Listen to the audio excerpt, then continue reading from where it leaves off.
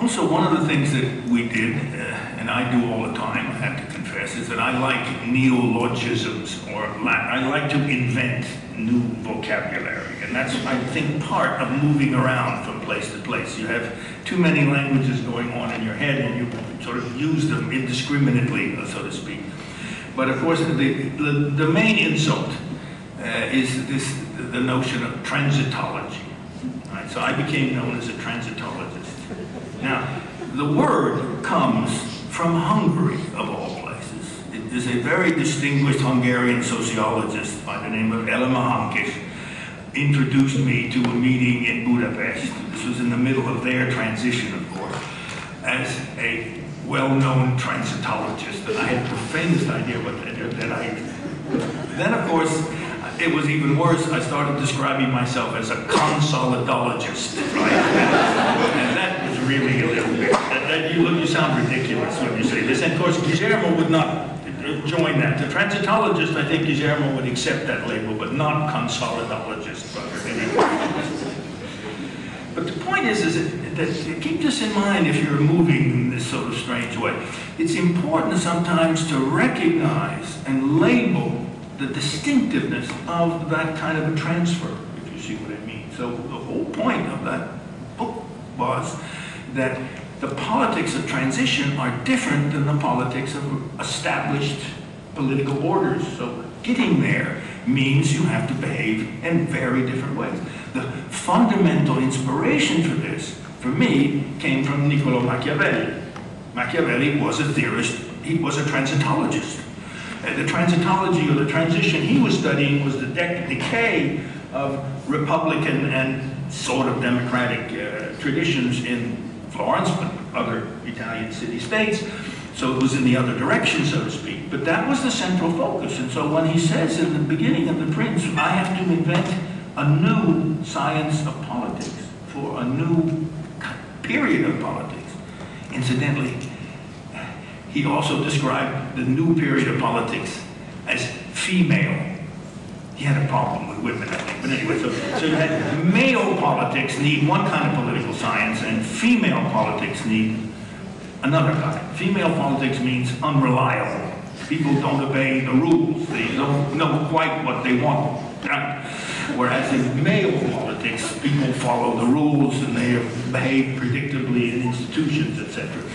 We could probably leave that aside. But the point here is that you're not looking just at the North and the South, you're looking at distinctive kinds of moments in politics, and you may find out much more about that by studying other regions, or in this case, transitions to democracy in other parts of the world.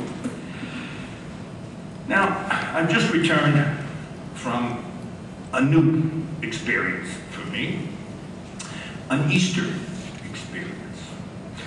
I've just spent a full semester, 4 months, teaching at Fudan University in Shanghai. And I chose the topic of the theory and practice of real existing democracy to graduate students in Shanghai. Right? I also traveled extensively around China to other different universities and even gave a talk in the Central Party School in Beijing, which is considered to be the inner sanctum of all of Chinese scholarship or politics or whatever. Always lecturing on democracy or democratization. Now, what made this particularly interesting is I went there as a northern westerner or a southern westerner, I'm not sure what I am these days, but I went there without knowing anything about China, either contemporarily or historically. Right? So I don't say I did it deliberately, I just didn't have enough time, I suppose. But my excuse was, there's a very famous part in Tocqueville where he describes, before going to America, that he deliberately would not read anything published in France about America before going, because he didn't want to be biased beforehand in terms of the experiences he would have in America. I did that for China. I didn't read that. So, now, this is not the advice I would give to a graduate student. Okay? Normally we tell graduate students to read a lot before they go out in the field, so to speak. Now, it would certainly be an exaggeration to claim, though I might do it, that the future of political science, especially its vocation as a universalistic discipline in the social sciences, will depend on its development in China. I'm really convinced that the next big gust of wind is going to come, not just from the East, but specifically from that part of the East. You may not know this, but the government, or I guess I should say the party, can't be separated, the party, and I know this because of the party school and having something to do with these guys, has declared its ambition to make political science into one of the most important academic disciplines in China. It is putting out very substantial sums for creating departments of political science all around China, and also creating research institutes for more specialized purposes. And the Chinese Academy of Social Sciences, I don't know if political science is already, but it's about to become the largest single department within the Chinese Academy of Social Sciences. You may also know from your home universities that China is flooding the world with graduate students. Usually MA and PhD Chinese students are now all over the place. Right? And incidentally, I must say, they explained there, they do not send them all to the United States. They are very careful to make sure that their students study political science tout azimut around the compass, so to speak. Now, if this continues, and of course China is always a bit uncertain, I suppose, if this continues, it will probably not be more than a decade before there will be more Chinese political scientists than American political scientists. Think about it. There are more American political scientists than all European political sciences put together. I figured that out. You look at the membership in various associations, etc. But it's very likely within 10 years or so that there'll be more Chinese political scientists than certainly from any other country, but even from the United States or Europe combined.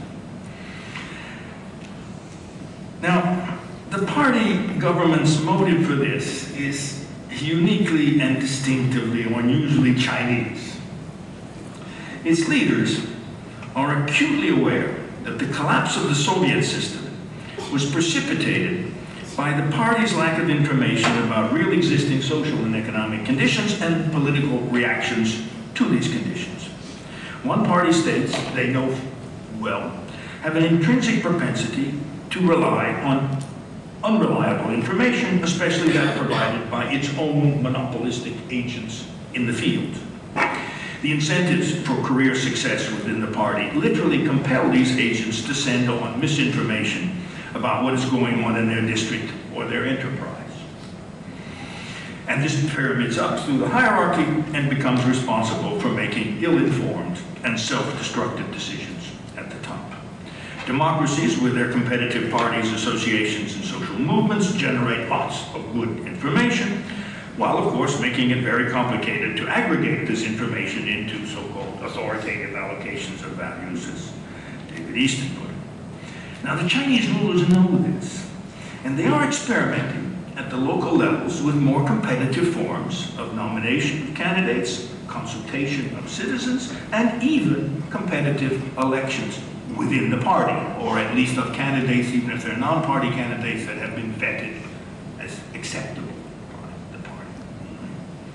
But there are obvious limits to introducing competitive politics even at this village. They haven't even taken it up to the county level. They can so far continue to experiment with it at the local level. And it's a priority of Chinese political science to study these local experiences in democracy so that the party can make judgments about which particular format. They deliberately experiment with different formats in different places in China at this local level.